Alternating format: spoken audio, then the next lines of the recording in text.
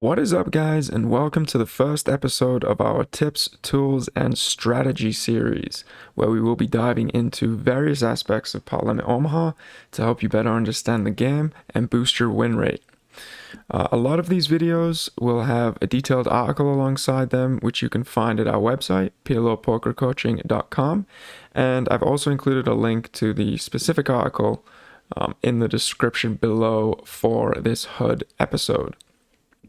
Make sure you subscribe and turn on notifications to keep up with our latest content, and as always, feel free to suggest topics that you would like to see here by dropping a comment below.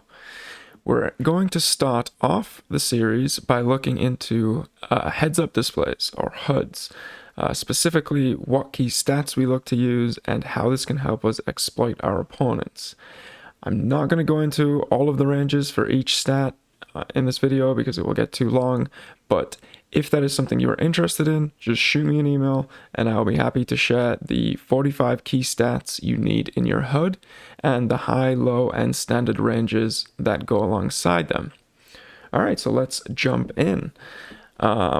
This is the HUD designer in Drive HUD 2, which I've switched over to, and the key stats here are all listed here, and this little box above will give you an indication of the player type, so you can set some specific stats that give ranges, and that will then tag the player as, a fish or a whale or a strong reg.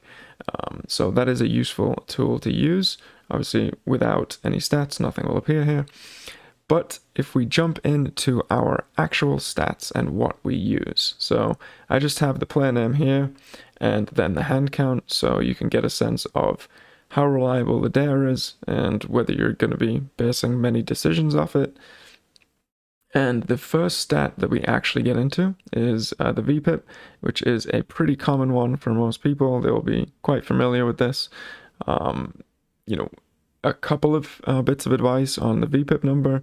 It's going to allow you to better adjust the ranges that are in play from your opponent post-flop, as well as obviously seeing their pre-flop tendencies. So if we see high VPIP numbers from players behind us, we're going to want to tighten up our range, especially from early position, because it is quite likely that we're going to get called and we are going to be playing pots out of position.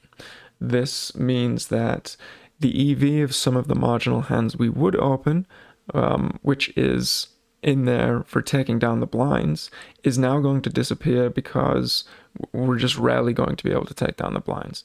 So drop some of the hands that you may open from early position and skew your range more towards multi-way pot hands. So the hands that have, nutted equity, such as like the nut flush draw, and high pocket pairs where you can set people, because you're likely going to end up in multi-way spots.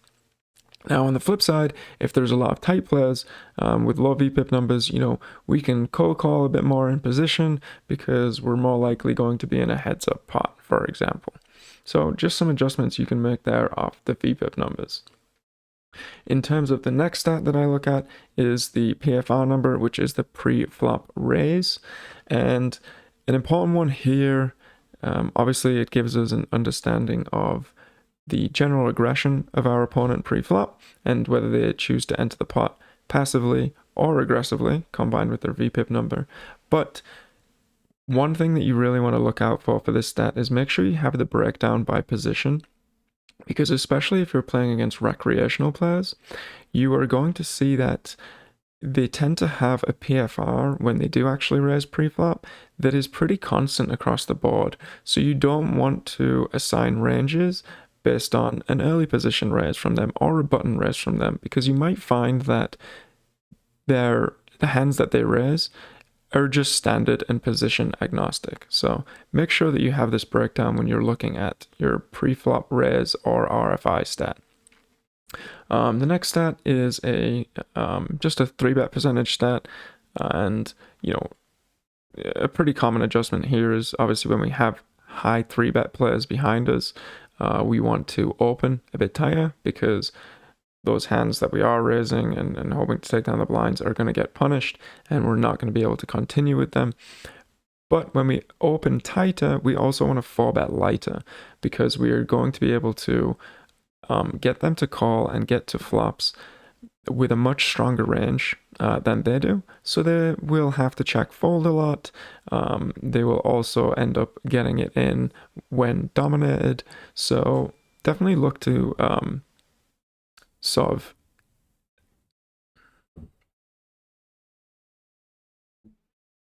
definitely look to 4-bet lighter against high numbers here. And then if you have sort of lower 3-bet numbers, feel free to be a bit more aggressive and steal more when you get into later position. And then we have the fold to 3-bet number here. And a lot of people just kind of have the fold to 3-bet stat in their head, which isn't actually that indicative of anything. You need to break this down between in position and out of position, because your percentages are going to be a lot higher, right? And 100 big blind spots, your fold to a 3-bet in position is going to be very low, maybe around 15%, something like that.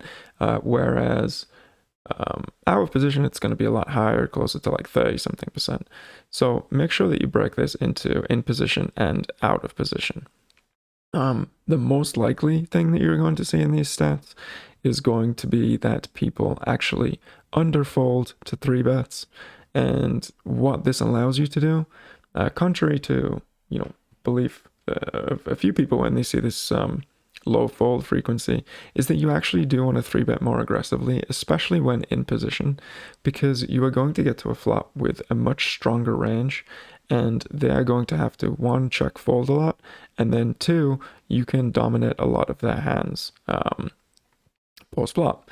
So we actually want to raise more aggressively. And if you do obviously see people with high fold to 3-bet numbers, which I think will be quite rare, you can mix in a lot more 3-bet bluffing opportunities, and you can 3-bet a bit wider there. And then to complete kind of the pre-flop, I just have the small blind and big blind fold to steal. This is a pretty straightforward one. Obviously, when this number is high and they're folding a lot to steals, we can almost open our entire range on the button, for example. So just really increase your raising percentages when these numbers are pretty high. Likely you're going to see them be a little lower, and we can sometimes tighten up our range a bit, but pretty straightforward one there. And then we move into some of the post-flop stats. So here I have the flop seabed percentage, and again, this is critical to split into in position and out of position, because in position is probably going to need to be somewhere around 50%, whereas out of position is going to be closer to 18 or 20%. And what you will likely see, and one of the key stats that I look for, is for elevated seabed percentages out of position. This is a population tendency that is pretty common, and you will see, stats up there in the 50-60% range. And this is just going to leave their checking range so exposed that when they do check to you in position as the preflop raiser, you can just stab extremely widely, almost with full range, because they are taking so many hands and putting them into their betting range that they just have nothing left to play with once they check.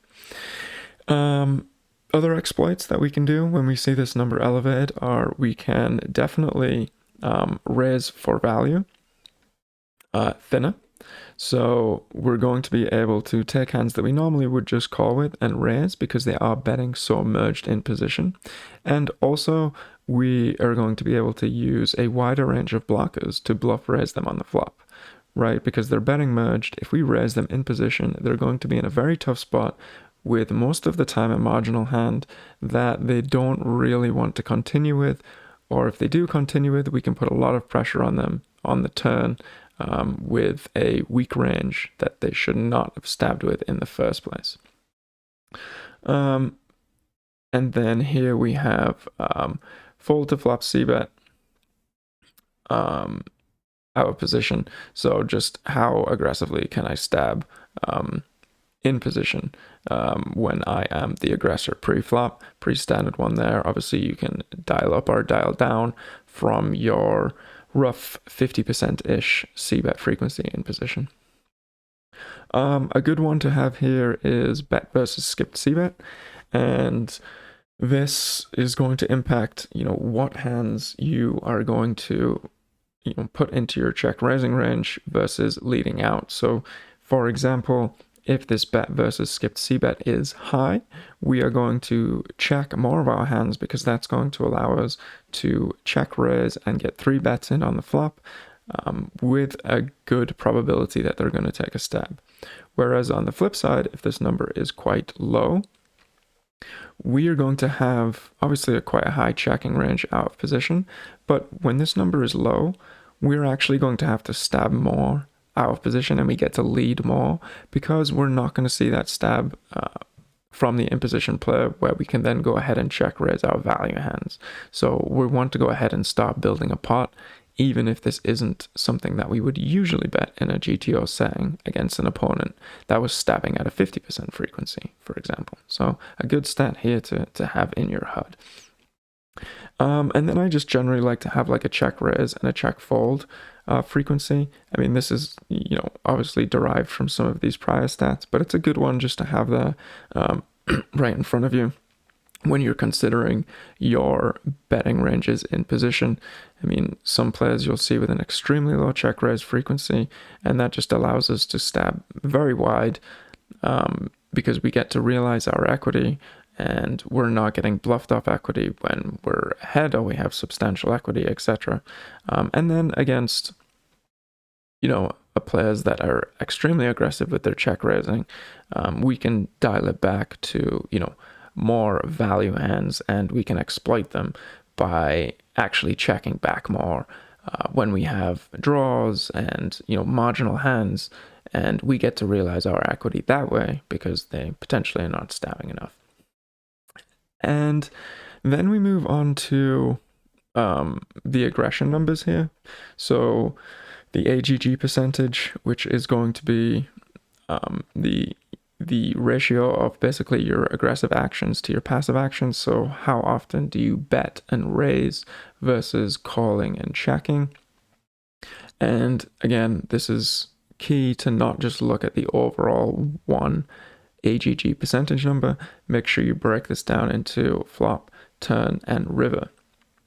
Now, the reason that you want to do this is because it can really highlight some tendencies of your opponent. So if the flop aggression is high, but then turn and river aggression is low, that, kind of indicates that the player is going to be taking a lot of stabs at the flop and then giving up on future streets.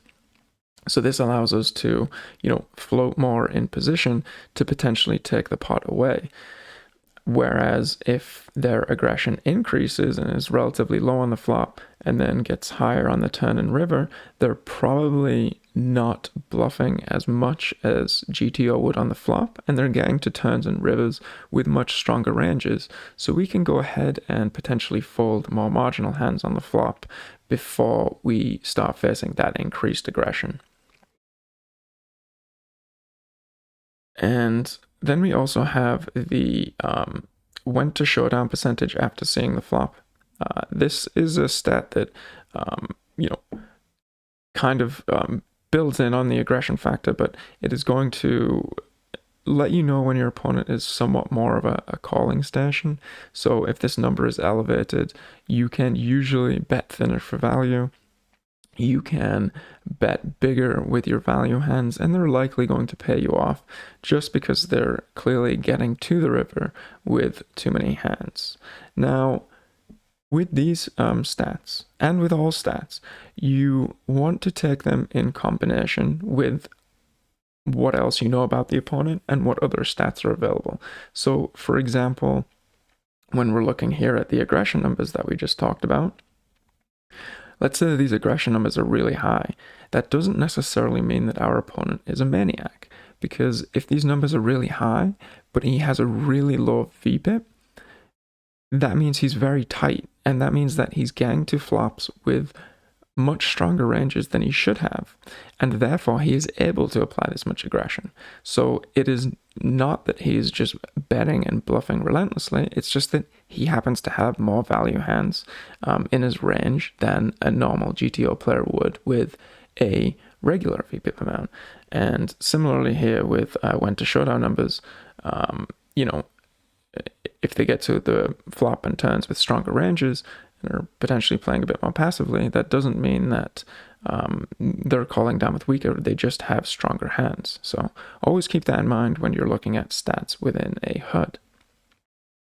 Call flop and full turn percentage, I think, is usually a good one to have in there, especially against passive players.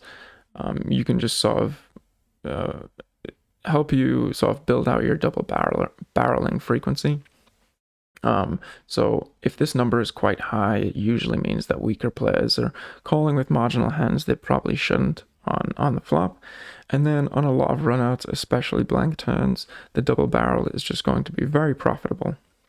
So I like to have this one here as a quick stat to know how often I should be double barreling. And this again sort of ties into aggression. We have our turn c-bet and our river c-bet numbers. So when the opponent bets the flop, how often do they double and triple? And this kind of goes into what we talked about in aggression. And this is going to sort of help you define your range on the flop. So if we have marginal hands and we see that the turn c-bet and river c-bet is low, then we can call more because we're going to get to see a showdown cheaply and more often. Whereas if when someone is betting, they continue on future streets and play very aggressively, then we want to just dump some of our hands that should potentially be a GTO call because we're going to face a lot of pressure. And that way we can strengthen our range when we do call. We can add more slow players in against these types of players with high turn and c-bet percentages. And once they do go ahead and make that very likely turn and river bet, we're going to have strong hands that we can call with and raise with and really get the max value out of them from their bluffs and from their value hands. And then I have the fold to turn and river c-bet, which kind of ties back into call flop and full turn. These numbers here, depending, obviously, if they're higher, we're going to barrel more frequently. And, lower, we're going to be a bit more cautious. But again, look at them on different streets. So, for example, this call flop and full turn number, if it's elevated, I'm going to double barrel a lot more. But once I double barrel the turn and I get called, then I'm going to give up on a lot more rivers than I usually would because their range is so much stronger than a GTO player's range should be in that spot. So this is really the HUD that you'll kind of be seeing me using when I'm playing on Ignition specifically. And just remember that it's going to heavily depend on whether you're getting session stats or you're building up huge amounts of stats on players. So that is going to impact what you want to include in this HUD. My HUD is relatively minimalist because I only have session stats, so any other stats that I add in here are not going to be that useful because I may only get a couple hundred hands on a player while I'm playing against them. So definitely think about that when you are building out your HUD and what is going to be effective. But as I said, if you want to see the full range of like 45 key stats, shoot me an email. Our email is in our YouTube page, or head over to PLOpokercoaching.com and we will be happy to share that information. And that is going to be it for our first episode. I appreciate you guys tuning in, and we will see you soon.